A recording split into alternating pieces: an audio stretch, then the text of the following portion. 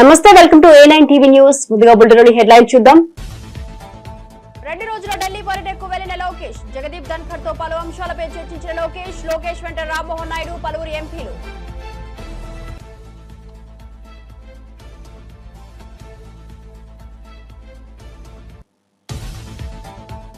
కాంగ్రెస్ ప్రభుత్వంపై మరోసారి కేటీఆర్ విమర్శలు. పదవుల మీద ఉన్న ధ్యాస తెలంగాణ ప్రజలపై లేదంటూ ధ్వజం. ఎన్నికల కోసం అడ్డగోలు హామీలు ఇచ్చి ప్రజలను మోసం చేశారన్న మాజీ మంత్రి.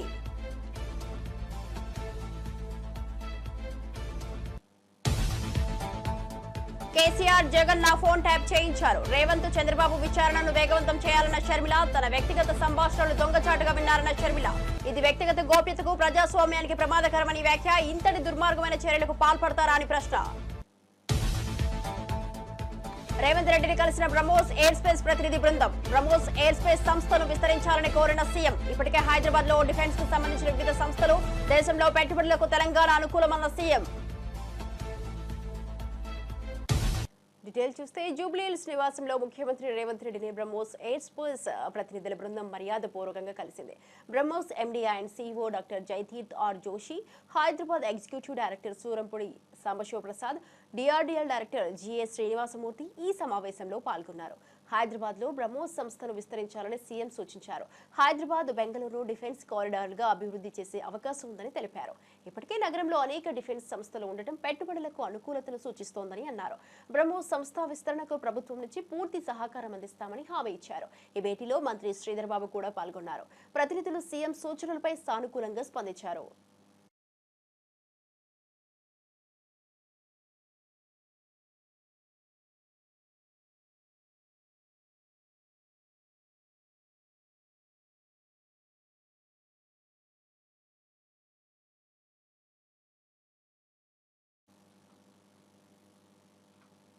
రాజన్న సిరిసిల్ల జిల్లా అంకుశాపూర్కు చెందిన బీఆర్ఎస్ సీనియర్ నేత కర్కబోయిన కుంటయ్య ఆత్మహత్యపై బీఆర్ఎస్ వర్కింగ్ ప్రెసిడెంట్ కేటీఆర్ తీవ్రంగా స్పందించారు. కుంటయ్య భౌతిక కాయానికి పూలమాల వేసి నివాళులర్పించిన అనంతరం మీడియాతో మాట్లాడిన కేటీఆర్, కాంగ్రెస్ హయాంలో పోలీస్ స్టేషన్లో సెటిల్మెంట్ కేంద్రాలుగా మారిపోయాయని మండిపడ్డారు. తమ నేత కుంటయ్య తన భూమిని కాంగ్రెస్ నేత కబ్జా చేశాడని ఫిర్యాదు చేయగా పోలీసులు తనపైన కేసు బనాయించి వేధించడంతో అతడు ఆత్మహత్య చేసుకున్నాడని ఆరోపించారు. సివిల్ మ్యాటర్లో పోలీసులు జోక్యం చేసుకుని సెటిల్మెంట్ చేయడం సమాజానికి ప్రమాదకరమన్నారు. కుంటయ్య చావుకు బాధ్యులైన అధికారులపై చర్యలు తీసే వరకు న్యాయ పోరాటం కొనసాగిస్తామని హెచ్చరించారు. తాము 10 ఏళ్లు అధికారంలో ఉన్న ఇంత చిల్లర రాజకీయాలు ఎప్పుడూ చేయలేదని కేటీఆర్ స్పష్టం చేశారు. నా కోసం హైదరాబాద్ దాకా వచ్చి సాయంత్రం దాకా అక్కడనే ఉండి నాకు ధైర్యం చెప్పి, అన్నా నీకేం కాదని చెప్పి, మరి రాత్రి ఇక్కడికి వాపసు వచ్చి ఏమైందో తెలియదు, రాత్రికి రాత్రే ఆత్మహత్య చేసుకున్నాడని తెలిస్తే ఒక్క నిమిషం మనసు కకావికలమైంది. వారి కుటుంబాన్ని కలిసిన తర్వాత నిజంగా కూడా బయట రాజకీయ నాయకులు అంటే ఏదేదో ఊహించుకుంటారు, కానీ బయటికి ఎంత గంభీరంగా కనబడ్డా లోపల దుఃఖాన్ని దాచుకొని లోపల కష్టాన్ని కూడా అదిం పెట్టుకొని ఒకవైపు ప్రజల కోసం పనిచేస్తూ మరొక వైపు తమ కుటుంబాన్ని కూడా కాపాడుకునే క్రమంలో ఒక ఒత్తిడికి లోనై మా సోదరుడు దురదృష్టవశాత్తు ఆత్మహత్య ప్రయత్నం చేయడం జరిగింది. తెలవంగానే నేను మా మండల పార్టీ అధ్యక్షులు గజబింకర్ రాజన్న గారికి, మా జిల్లా పార్టీ అధ్యక్షులు తోటాగయ్య గారికి ఫోన్ చేసి అర్జెంటుగా అత్యవసరంగా అవసరమైతే హైదరాబాద్ షిఫ్ట్ చేస్తారా, లేకపోతే ఎల్లారెడ్డిపేటలో ఉండే మన అశ్విని హాస్పిటల్ తీసుకుపోయి, ఎందుకంటే అక్కడ పాయిజన్ కేసులు ఎఫెక్టివ్గా ట్రీట్మెంట్ ఇస్తారని తెలుసు, మీరు వెంటనే తీసుకుపోండి అంటే వాళ్ళు కూడా పాపం శాయశక్తుల ప్రయత్నం చేసింది. దురదృష్టవశాత్తు కిడ్నీలు ఫెయిల్ కావడం, దురదృష్టవశాత్తు కుంటయ్య గారిని కాపాడుకోలేకపోవడం జరిగింది. కానీ ఆ కుటుంబానికి అన్ని రకాలుగా ఆ 2 పిల్లల చదువులు, వారి పెళ్లిళ్ళు, ఆ 2 పిల్లలు, వారితో పాటు వారికి ఉండే ఇతర సమస్యలు అన్నింటినీ కూడా నేను చూసుకుంటానని చెప్పి వారి కుటుంబానికి నేను మాట ఇచ్చిన. ఒక ఎమ్మెల్యే గారు పోతే ఆ కుటుంబానికి ఎట్లా అండగా ఉన్నామో ఈరోజు మా కుంటయ్య గారికి కూడా, ఆ కుటుంబానికి కూడా అదే స్థాయిలో, పూర్తి స్థాయిలో అండగా ఉంటాం. వారు మాకు ఇచ్చిన వారి సహచర్యం కానీ, వారు మాతో పాటు కలిసి గడిపిన సమయం కానీ, అదేవిధంగా వారు పార్టీకి చేసిన సేవలు కానీ ఇవన్నీ దృష్టిలో పెట్టుకుని ఆ కుటుంబానికి మొత్తం బీఆర్ఎస్ పార్టీ జిల్లా నాయకత్వం మొత్తం అండగా ఉంటుంది. సత్తెనపల్లిలో జరిగిన పర్యటన సందర్భంగా వైఎస్ఆర్సీపీ అధినేత జగన్ కోసం భారీగా కార్యకర్తలు తరలివచ్చారు. జిల్లా నలుమూలల నుండి వచ్చి జెండాలు పట్టుకుని నినాదాలతో వాతావరణాన్ని వేడెక్కించారు. జగన్ వాహనం వచ్చిన వేళ జనం ఉద్వేగానికి లోనయ్యారు. ఆయనను చూసేందుకు పెద్ద సంఖ్యలో మహిళలు, యువత రోడ్డుపై క్యూ కట్టారు. జగన్ కోసం ప్రజల్లో పెరుగుతున్న ఆదరణ మరోసారి స్పష్టమైందని పార్టీ నేతలు పేర్కొన్నారు. స్థానిక నాయకులు, కార్యకర్తలు ఈ పర్యటనను విజయవంతం చేయడానికి భారీ ఏర్పాట్లు చేశారు. సభా ప్రాంగణం జనసంద్రంగా మారింది. ప్రజల సందడి, వాహనాల కిరాకితో సత్తెనపల్లి పట్టణం ఉత్సవ వాతావరణాన్ని తలపించింది. జగన్ ప్రతి పర్యటనలో ప్రజల తీరుతో పార్టీ నేతలు ఉత్సాహంగా ఉన్నారు.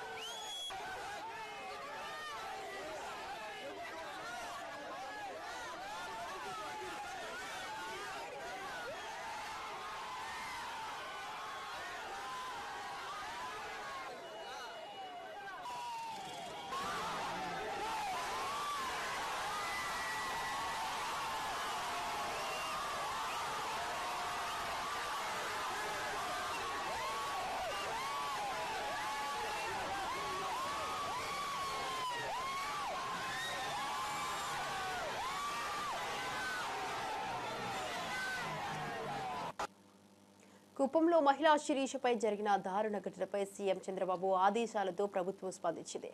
బాధితురాలికి ఆదుకుంటూ కడా ప్రాజెక్టు డైరెక్టర్ వికాస్ మర్మాత్, టీడీపీ నాయకులు కలిసి 5 లక్షల రూపాయల చెక్కును అందజేశారు. మున్సిపల్ పరిధిలో 50 సెంట్ల భూమిని కేటాయించినట్లు అధికారులు తెలిపారు. సంఘటన తెలిసిన వెంటనే సీఎం చంద్రబాబు, హోంమంత్రి ఎమ్మెల్సీ కంచర్ల శ్రీకాంత్, స్థానిక నాయకులు ఆమె కుటుంబానికి తోడుగా నిలిచారు. ఇక శిరీషకు ధైర్యం చెబుతూ ప్రభుత్వ సహాయ కార్యక్రమాలు కొనసాగుతున్నాయి. బాధితురాలికి న్యాయం జరిగేలా చర్యలు తీసుకుంటామని అధికార వర్గాలు హామీ ఇచ్చాయి. ఈ ఘటనపై టీడీపీ ప్రభుత్వం తీవ్రంగా స్పందించిన తీరు ప్రజల్లో విశ్వాసాన్ని కలిగిస్తోంది.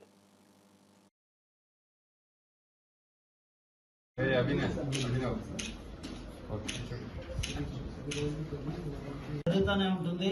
వీళ్ళందరూ కూడా కుప్పం ప్రాంతంలో వడ్డీ వ్యాపారులు కూడా మేము ఈరోజు హెచ్చరిస్తున్నాం.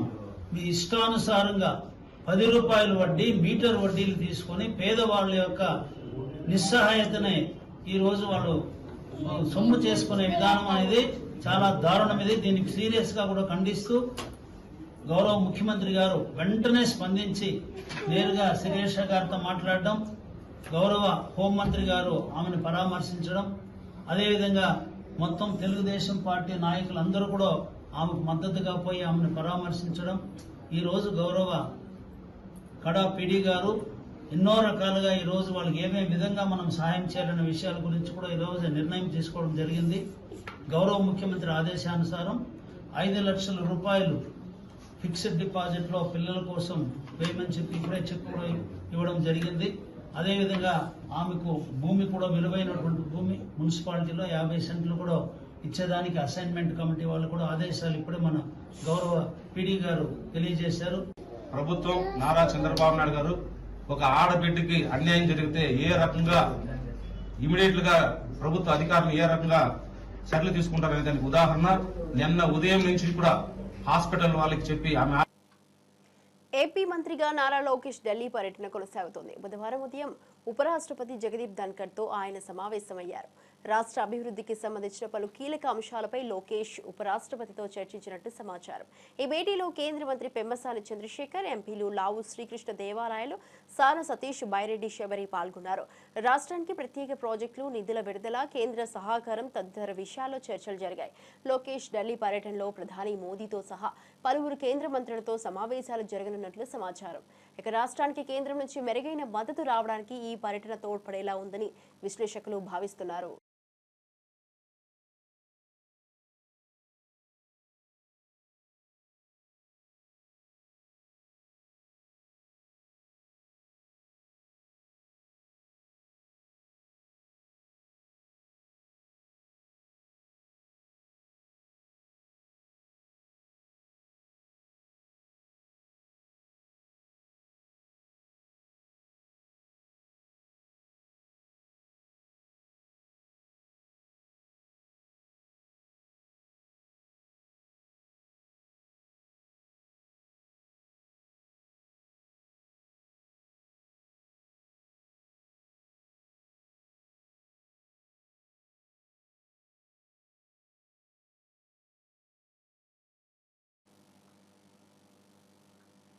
యోగాంధ్ర 2025 కార్యక్రమంపై అవగాహన కల్పించేందుకు అనకాపల్లి జిల్లా ఎస్ రాయవరం మండలం రేవుల పోలవరం సముద్ర తీరం వద్ద ఏర్పాటు చేసిన సభలో హోంమంత్రి తానేటి అనిత పాల్గొన్నారు.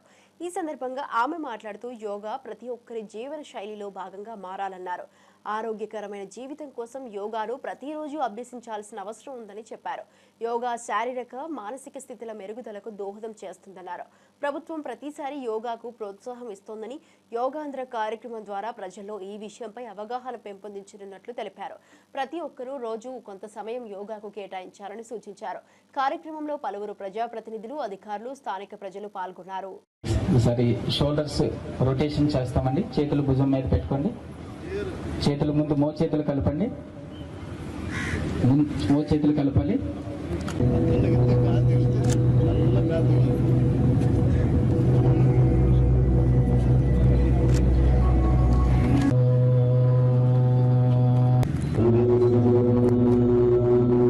డిస్టెన్స్ పెట్టుకోండి. ఒక 6 అడుగులు చేతులు నడుము దగ్గరికి తీసుకొని రండి. శ్వాస తీసుకుంటూ పూర్తిగా తల భాగాన్ని పూర్తిగా వెనక్కి తీసుకుని వెళ్ళండి. బెండ్ చేయాల్సి ఉంటుంది. శ్వాస తీసుకోండి. శ్వాస విడిచిపెడుతూ తలని కుడి పక్కకు వంచండి. శ్వాస తీసుకుంటూ మళ్ళీ నిటారుగా ఇన్హేల్ చేసి రైట్ నోస్ట్రిల్ నుంచి ఎక్స్హేల్ చెయ్యు. మళ్ళీ రైట్ నోస్ట్రిల్ నుంచి ఇన్హేల్ చేసి లెఫ్ట్ నోస్ట్రిల్ నుంచి ఎక్స్హేల్ చేయు. ఇలా 3 టైమ్స్ చేద్దాం.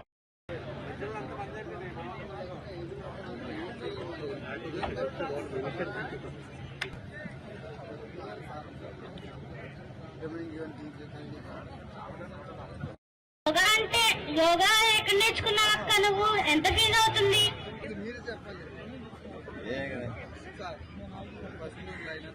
వరకు అభివృద్ధి గురించి, సంక్షేమం గురించి ఆలోచించే నాయకులను చూసాం.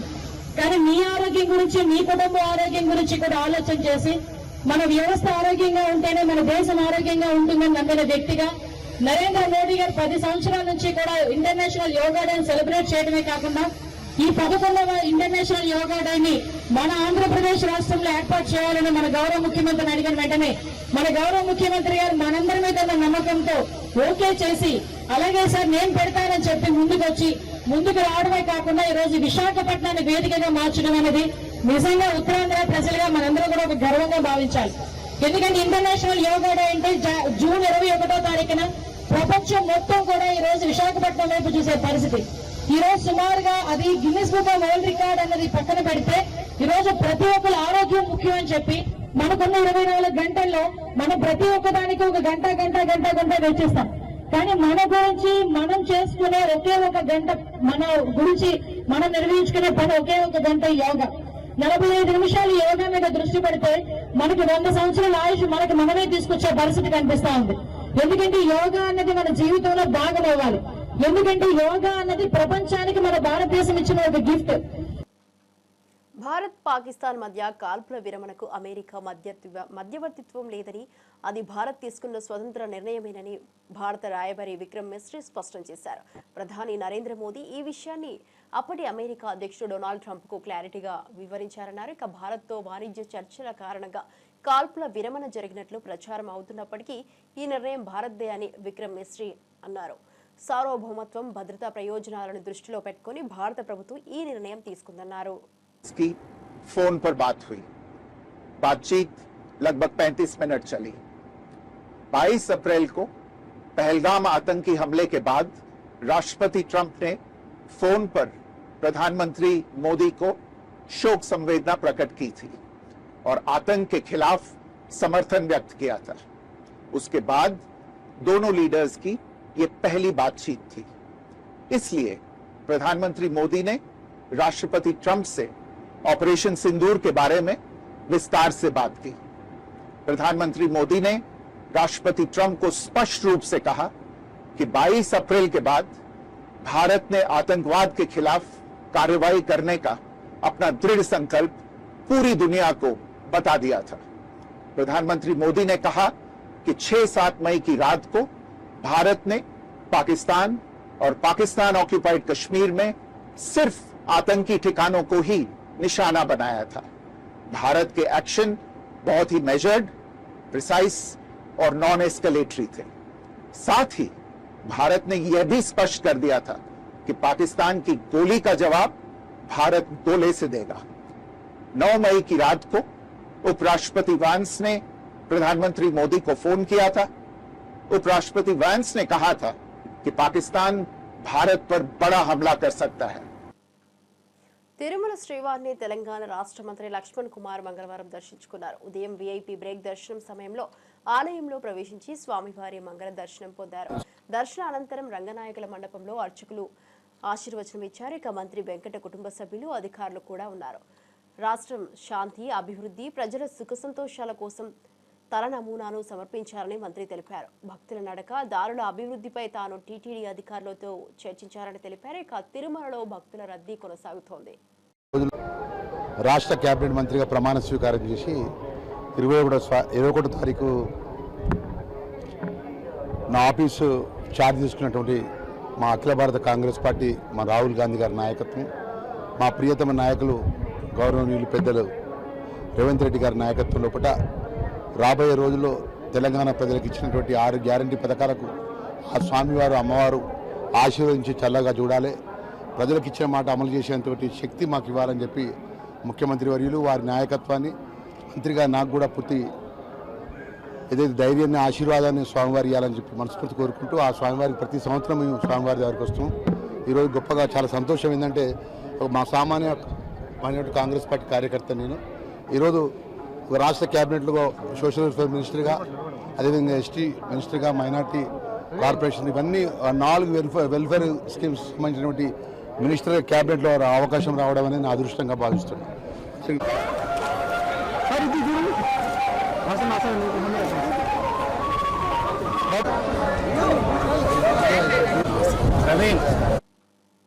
వైఎస్ షర్మిల మరోసారి సంచలన వ్యాఖ్యలు చేశారు. ఫోన్ ట్యాపింగ్ వ్యవహారంలో అప్పటి తెలంగాణ సీఎం కేసీఆర్, అప్పటి ఏపీ సీఎం జగన్ కలిసి జాయింట్ ఆపరేషన్ చేపట్టారని ఆరోపించారు. ఇక మా ఫోన్లు ట్యాప్ అవుతున్నాయని వైవి సుబ్బారెడ్డి స్వయంగా మా ఇంటికి వచ్చి చెప్పారని వెల్లడించారు. తమను అణిచివేయాలనే నమ్మకంతోనే ఇలా చేశారని షర్మిల ఆరోపించారు.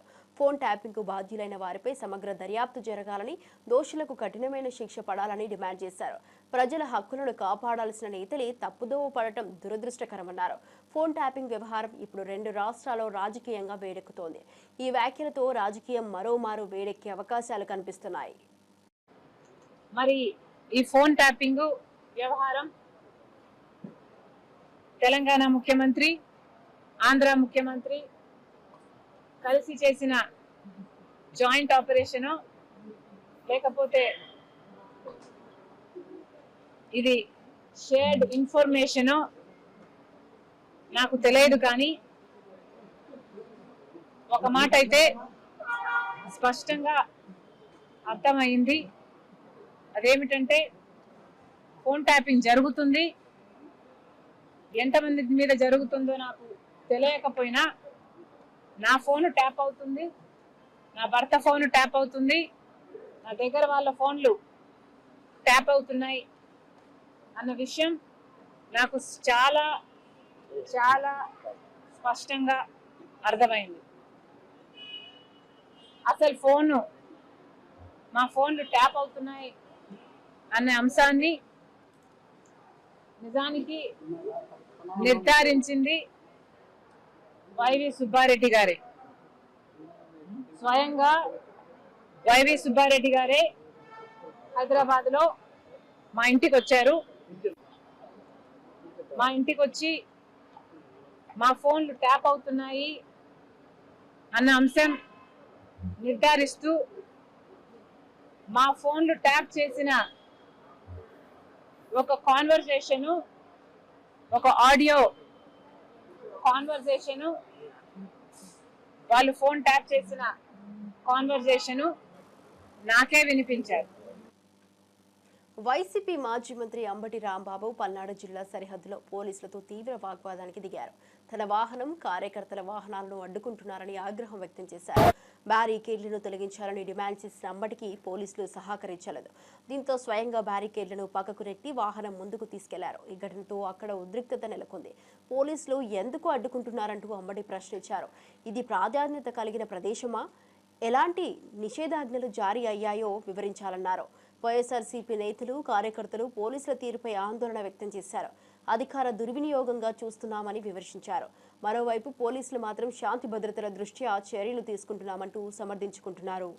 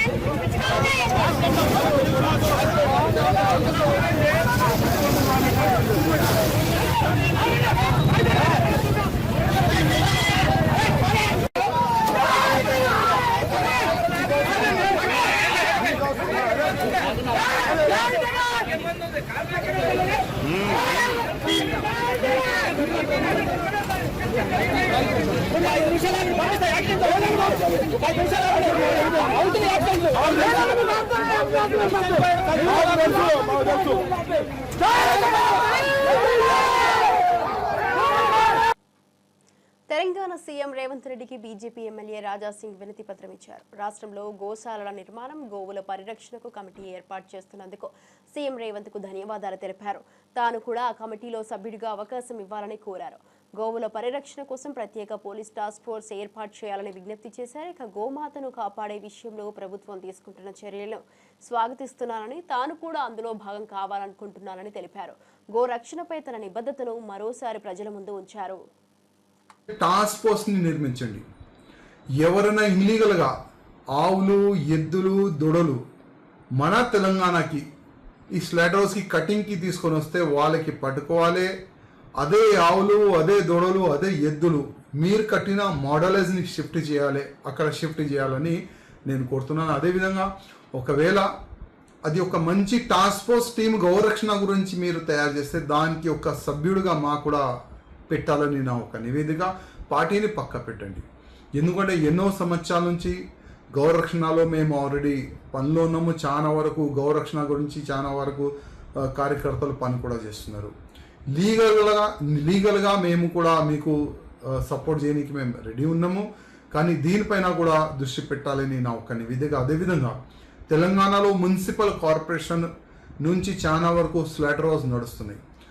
అదే స్లాటర్ హౌస్లో ఇల్లీగల్గా ఎద్దులు, ఆవులు, దొడలు నైట్ పూట కట్ చేసి మన తెలంగాణ నుంచి మాంసాన్ని వేరే వేరే రాష్ట్రాలకి కానీ వేరే వేరే దేశాలకి కానీ ఎక్స్పోర్ట్ అవుతుంది. దానిపైన కూడా దృష్టి పెట్టాలని రేవంత్ రెడ్డి గారికి నా ఒక నివేదిక.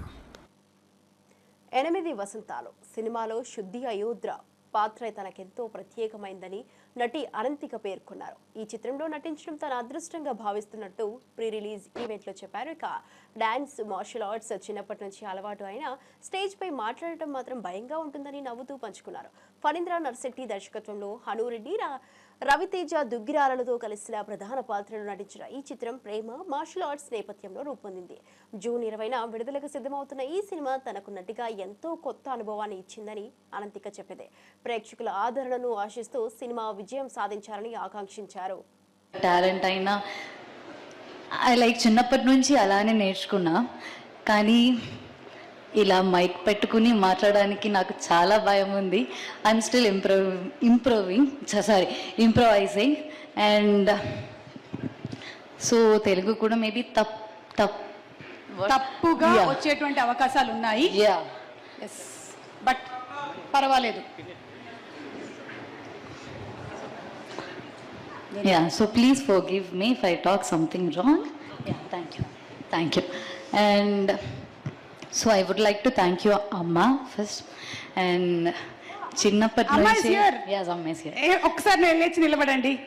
So nice, so sweet of her. I think ఇన్ని విద్యలు నేర్పించిందంటే చాలా గొప్ప విషయం అమ్మ. Great, salute you.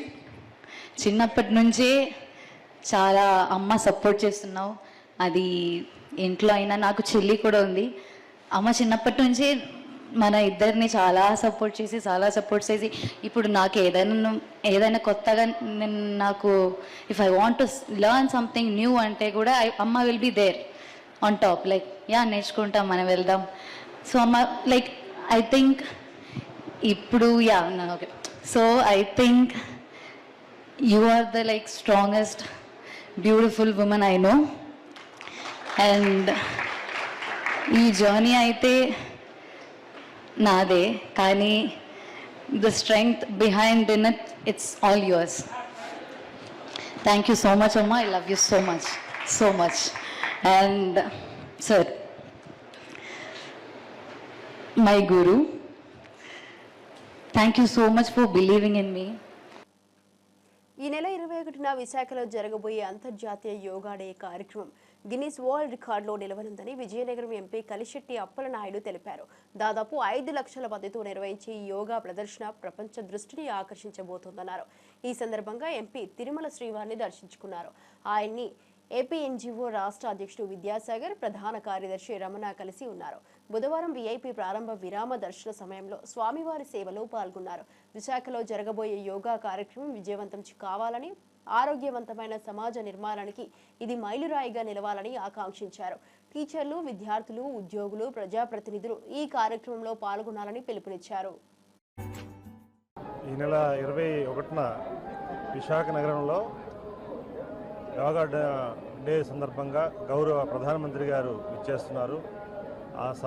ఈ యోగా డే 5 లక్షల మందితో జరగబోతుంది, ప్రపంచ రికార్డు అవబోతుంది. సోమవారం ఆశీర్వాదం అడిగాం, ఖచ్చితంగా సోమవారం ఆశీర్వాదంతో ఆ కార్యక్రమం విజయవంతం అవుతుంది. గౌరవ ముఖ్యమంత్రి గారు సంకల్పంతో, సోమవారు ఆశీర్వాదంతో యోగా డే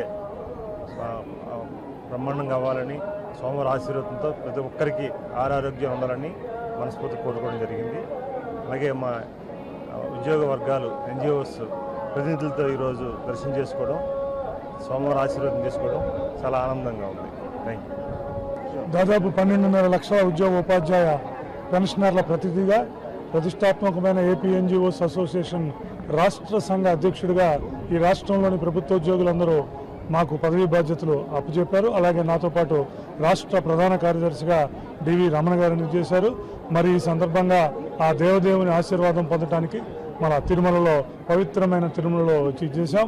అలాగే రాష్ట్రం సుభిన్నంగా ఉంటేనే, రాష్ట్రం సుసంపన్నంగా ఉంటేనే అందరూ ఉంటాయి. అందుకని రాష్ట్రం సుసంపన్నంగా ఉండాలని రాష్ట్ర ప్రభుత్వం నుంచి ప్రజలకు ఏవైతే వెళ్ళాలో వాటన్నిటిని కూడా ఉద్యోగ వర్గాలు మరి ప్రజలందరికీ అందేటట్టు, ముఖ్యంగా పేద ప్రజలకు అందేటట్టు ముందుకు ఉండాలని, అలాగే ఉద్యోగ ఉపాధ్యాయ కార్మిక పెన్షనర్లకు సంబంధించిన అనేక సమస్యలు అన్నీ ఉన్నాయి. అవన్నీ కూడా దేవదేవుని ఆశీర్వాదంతో రాబోయే 1-2 సంవత్సరాల కాలంలో అన్నీ తీరాలని, రాష్ట్రం సుభిక్షంగా, సుసంపన్నంగా, ప్రశాంతంగా, ప్రజలందరూ ఆరోగ్యంగా ఉండాలని ఆ దేవదేవుని ఆశీస్సులు తీసుకున్నాం. ఇది ఇప్పటివరకు బులెటిన్ అప్డేట్. చూస్తూనే ఉండండి A9 TV.